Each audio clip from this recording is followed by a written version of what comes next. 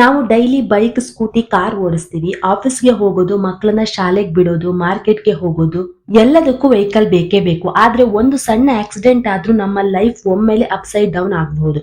ಅದಕ್ಕೆ ನಾನಿವತ್ತು ಎಕ್ಸ್ಪ್ಲೇನ್ ಮಾಡ್ತಿರೋದು ಮೋಟಾರ್ ಇನ್ಸೂರೆನ್ಸ್ ಅಂದ್ರೆ ಏನು, ಟೂ ವೀಲರ್ ಅಥವಾ ಫೋರ್ ವೀಲರ್ಗೆ ಯಾಕೆ ಇನ್ಸೂರೆನ್ಸ್ ಕಂಪಲ್ಸರಿ, 2026ರಲ್ಲಿ ಗವರ್ಮೆಂಟ್ ಏನ್ ರೂಲ್ ಮಾಡಿದೆ. ಈ ವಿಡಿಯೋ ನೋಡಿದ್ಮೇಲೆ ಇನ್ಸೂರೆನ್ಸ್ ಬೇಕಾ ಬೇಡವಾ, ಯಾವ ಇನ್ಸೂರೆನ್ಸ್ ಬೆಸ್ಟ್ ಎಲ್ಲ ಕ್ಲಿಯರ್ ಆಗಿ ಗೊತ್ತಾಗುತ್ತೆ. ಮೋಟಾರ್ ಇನ್ಸೂರೆನ್ಸ್ ಅಂದ್ರೆ ಏನು? ಸರಳವಾಗಿ ಹೇಳ್ಬೇಕಂದ್ರೆ ನಿಮಗೆ ಮತ್ತೆ ನಿಮ್ಮ ವಾಹನಕ್ಕೆ ಕೊಡೋ ಫೈನಾನ್ಷಿಯಲ್ ಪ್ರೊಟೆಕ್ಷನ್. ಒಂದು ಎಕ್ಸಾಂಪಲ್ ನೋಡೋಣ. ಒಬ್ಬ ವ್ಯಕ್ತಿ ಕಾರ್ನಲ್ಲಿ ಹೋಗ್ತಿದ್ದಾರೆ, ಅಕಸ್ಮಾತ್ ಮುಂದೆ ಇರೋ ವೆಹಿಕಲ್ಗೆ ತಾಕ್ತು. ಇದರಿಂದ ಏನಾಗಬಹುದು? ಆ ವ್ಯಕ್ತಿ ಕಾರ್ಗೆ ಡ್ಯಾಮೇಜ್ ಆಗ್ಬಹುದು, ಎದುರಿನ ವ್ಯಕ್ತಿಗೆ ಗಾಯ ಆಗ್ಬಹುದು, ಹಾಸ್ಪಿಟಲ್ ಬಿಲ್ ಆಗುತ್ತೆ, ಪೊಲೀಸ್ ಕೇಸ್ ಆಗುತ್ತೆ, ಕೋರ್ಟ್ ಫೈನ್ ಹಾಕುತ್ತೆ. ಈ ಎಲ್ಲಾ ಖರ್ಚು ಪಾಕೆಟ್ ನಿಂದ ಹೋಗಬಹುದು.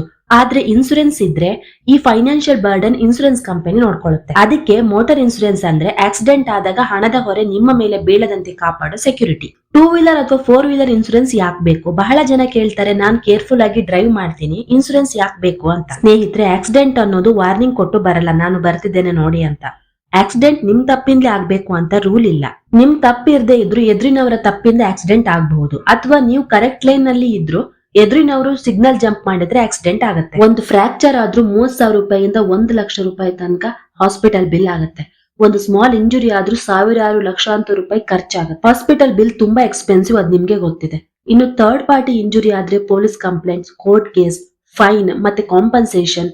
ಯಪ್ಪ, ಈ ಎಲ್ಲಾ ಖರ್ಚು ಇನ್ಶೂರೆನ್ಸ್ ಇಲ್ಲ ಅಂದ್ರೆ ನಿಮ್ ಪಾಕೆಟ್ ನಿಂದಲೇ ಹೋಗೋದು. ಅದಕ್ಕೆ ಮೋಟಾರ್ ಇನ್ಶೂರೆನ್ಸ್ ಅಂದ್ರೆ ಆಕ್ಸಿಡೆಂಟ್ ಆದಾಗ ಹಣದ ಟೆನ್ಷನ್ ನಿಮ್ಮ ಮೇಲೆ ಬರದಂತೆ ಕಾಪಾಡೋ ಸೇಫ್ಟಿ ಕವರ್. ಇವತ್ತಿನ ದಿನದಲ್ಲಿ ಗಾಡಿ ಹೆಡ್ಲೈಟ್, ಬಂಪರ್, ಬಾಡಿ ರಿಪೇರಿ ಅಂತ ಎಲ್ಲಾನು ಕಾಸ್ಟ್ಲಿ. ಒಂದು ಮೈನರ್ ಆಕ್ಸಿಡೆಂಟ್ ಆದ್ರೆ 50,000 ರೂಪಾಯಿಯಿಂದ 1,00,000 ರೂಪಾಯಿ ತನಕ ಖರ್ಚಾಗಬಹುದು.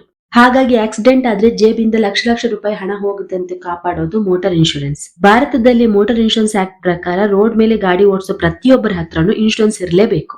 ಇನ್ಶೂರೆನ್ಸ್ ಆಪ್ಷನ್ ಅಲ್ಲ, ಕಂಪಲ್ಸರಿ. ಮೋಟಾರ್ ಇನ್ಶೂರೆನ್ಸ್ ನಲ್ಲಿ 3 ಟೈಪ್ಸ್ ಇದೆ: third party liability insurance, comprehensive insurance, own damage cover. ಈಗ ಥರ್ಡ್ ಪಾರ್ಟಿ ಲಯಬಿಲಿಟಿ ಇನ್ಶೂರೆನ್ಸ್ ಬಗ್ಗೆ ಮಾತಾಡೋಣ. Third party liability insurance compulsory, ಇದಿಲ್ಲದೆ ಗಾಡಿ ಓಡಿಸಿದ್ರೆ illegal. Third party liability insurance ಅಂದ್ರೆ ನಿಮ್ಮ ವೆಹಿಕಲ್ ನಿಂದ ಇನ್ನೊಬ್ಬ ವ್ಯಕ್ತಿಗೆ ಗಾಯ ಆದ್ರೆ ಅಥವಾ ಅವರ ವೆಹಿಕಲ್ ಗೆ ಡ್ಯಾಮೇಜ್ ಆದ್ರೆ ಆ ಥರ್ಡ್ ಪರ್ಸನ್ ಗೆ ಇನ್ಶೂರೆನ್ಸ್ ಕಂಪನಿ ಕಾಂಪನ್ಸೇಷನ್ ಕೊಡುತ್ತೆ. ಇಲ್ಲಿ ಗಮನಿಸಿ, ಇದ್ರಲ್ಲಿ ನಿಮ್ಮ ವೆಹಿಕಲ್ ಡ್ಯಾಮೇಜ್ ಕವರ್ ಆಗಲ್ಲ. Third party hospital bill, police case, court issue ಆದಾಗ ಥರ್ಡ್ ಪಾರ್ಟಿ ಇನ್ಸೂರೆನ್ಸ್ ಇದ್ರೆ ಇನ್ಸೂರೆನ್ಸ್ ಕಂಪನಿ ಥರ್ಡ್ ಪರ್ಸನ್ ಗೆ ಎಕ್ಸ್ಪೆನ್ಸ್ ಬೇರ್ ಮಾಡುತ್ತೆ. ಇನ್ನು ಕಾಂಪ್ರಿಹೆನ್ಸಿವ್ ಇನ್ಸೂರೆನ್ಸ್, ಇಲ್ಲಿ ಥರ್ಡ್ ಪಾರ್ಟಿ ಡ್ಯಾಮೇಜ್ ಕವರ್ ಆಗುತ್ತೆ, ನಿಮ್ಮ ವೆಹಿಕಲ್ ಡ್ಯಾಮೇಜ್ ಕವರ್ ಕೂಡ ಆಗುತ್ತೆ. ಇದು ಕಂಪ್ಲೀಟ್ ಪ್ರೊಟೆಕ್ಷನ್. ನೀವೇನಾದ್ರೂ ಡೈಲಿ ವೆಹಿಕಲ್ ಅಲ್ಲಿ ಓಡಾಡ್ತೀರಾ ಅಂದ್ರೆ ಕಾಂಪ್ರಿಹೆನ್ಸಿವ್ ಇನ್ಸೂರೆನ್ಸ್ ಬೆಸ್ಟ್. ಇನ್ನು ಓನ್ ಡ್ಯಾಮೇಜ್ ಕವರ್, ಇದು ನಿಮ್ಮ ವೆಹಿಕಲ್ಗೆ ಡ್ಯಾಮೇಜ್ ಕವರ್ ಆಗುತ್ತೆ. ಯೂಶುವಲಿ ಹೊಸ ಪಾಲಿಸಿ ಜೊತೆ ಆಡ್ ಮಾಡ್ತಾರೆ. ಇನ್ ನೆಕ್ಸ್ಟ್ ನೋಡೋಣ, ಇನ್ಶೂರ್ಡ್ ಡಿಕ್ಲೇರ್ಡ್ ವ್ಯಾಲ್ಯೂ ಅಂದ್ರೆ IDV. ನಿಮ್ಮ ಪಾಲಿಸಿ ಕಾಪಿಲಿ ಇರುತ್ತೆ ನಿಮ್ಮ ವೆಹಿಕಲ್ ಎಷ್ಟು IDV ಇದೆ ಅಂತ. IDV ಅಂದ್ರೆ ನಿಮ್ಮ ವೆಹಿಕಲ್ ನ current market value. Insurance company ನಿಮ್ಮ ವೆಹಿಕಲ್ಗೆ ಎಷ್ಟು ವ್ಯಾಲ್ಯೂ ಇದೆ ಅಂತ ಡಿಸೈಡ್ ಮಾಡೋದು IDV ಮೂಲಕ. IDV ಜಾಸ್ತಿ ಇದ್ರೆ ಪ್ರೀಮಿಯಂ ಜಾಸ್ತಿ ಆಗುತ್ತೆ, ಕ್ಲೈಮ್ ಅಮೌಂಟ್ ಕೂಡ ಜಾಸ್ತಿ ಆಗುತ್ತೆ. ಅದೇ IDV ಕಡಿಮೆ ಇದ್ರೆ ಪ್ರೀಮಿಯಂ ಕಡಿಮೆ ಇರುತ್ತೆ, ಹಾಗೇನೆ ಕ್ಲೈಮ್ ಅಮೌಂಟ್ ಕೂಡ ಕಡಿಮೆ ಇರುತ್ತೆ. 2026ರ ಗೈಡ್ಲೈನ್ ಪ್ರಕಾರ IDV ಮಾರ್ಕೆಟ್ ವ್ಯಾಲ್ಯೂಗೆ ಮ್ಯಾಚ್ ಆಗಿರ್ಬೇಕು. ಇಷ್ಟ ಬಂದಂಗೆ ಕಡಿಮೆ ಮಾಡ್ಕೊಂಡ್ರೆ ಕ್ಲೈಮ್ ಮಾಡೋ ಸಮಯದಲ್ಲಿ ಲಾಸ್ ಆಗುತ್ತೆ. ಇನ್ನು ಝೀರೋ ಡಿಪ್ರಿಸಿಯೇಷನ್ ಕವರ್, ನಾರ್ಮಲ್ ಆಗಿ ಇನ್ಸೂರೆನ್ಸ್ ಕ್ಲೈಮ್ ಅಲ್ಲಿ vehicle parts value depreciation cut ಮಾಡ್ತಾರೆ. ಆದ್ರೆ ಝೀರೋ ಡಿಪ್ರಿಸಿಯೇಷನ್ ಕವರ್ ಇದ್ರೆ plastic parts, rubber parts, fibre parts ಇದೆಲ್ಲ ಡಿಪ್ರಿಸಿಯೇಷನ್ ಕಟ್ ಮಾಡಲ್ಲ, ಫುಲ್ ಕ್ಲೈಮ್ ಅಮೌಂಟ್ ಸಿಗುತ್ತೆ. ಇನ್ನು ಝೀರೋ ಡಿಪ್ರಿಸಿಯೇಷನ್ ಕವರ್ ಯಾರಿಗ್ ಬೆಸ್ಟ್ ಅಂದ್ರೆ ನ್ಯೂ ವೆಹಿಕಲ್ ಇರೋರಿಗೆ, ಸಿಟಿ ಟ್ರಾಫಿಕ್ ಅಲ್ಲಿ ಜಾಸ್ತಿ ಓಡಾಡೋರಿಗೆ, ಲಾಂಗ್ ಡ್ರೈವ್ ಹೋಗೋರಿಗೆ, ಮತ್ತೆ ಎಕ್ಸ್ಪೆನ್ಸಿವ್ ಕಾರ್, ಬೈಕ್ಸ್ ಇರೋರು ಈ zero depreciation cover add on ಮಾಡ್ಕೊಳ್ಳೋದು ಬೆಸ್ಟ್. ಇನ್ನು ಕೊನೆದು RTI ಅಂದ್ರೆ ರೈಟ್ ಟು ಇನ್ವಾಯ್ಸ್.